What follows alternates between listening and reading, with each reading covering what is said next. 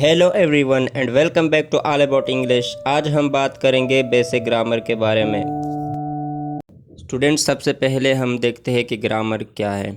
Grammar کے definition کو دیکھتے ہیں۔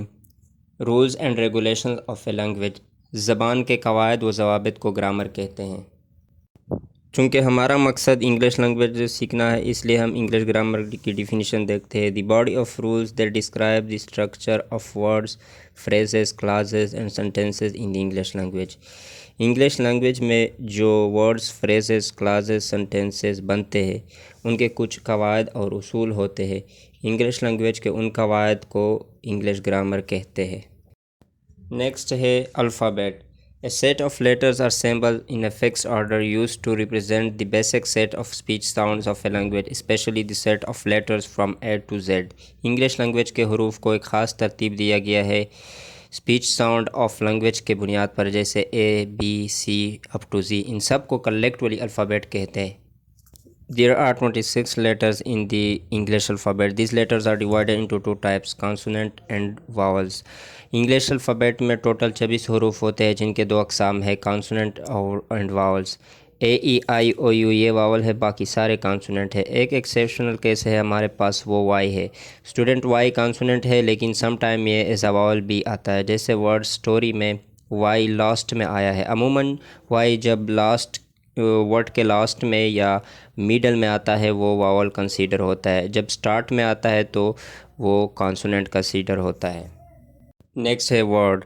A letter or group of letters which make sense or give some meaning۔ ایک لیٹر یا کچھ لیٹرز مل کے ایک لفظ بناتے ہیں، جیسے اسکائی میں 3 لیٹر سے ایک ورڈ بنا ہے اور بک میں 4 لیٹر سے ایک ورڈ بنا ہے۔ ہمارے پاس ایک ایکسیپشنل کیس ہے 1 لیٹر ورڈ جسے کہتے ہیں اے آئی۔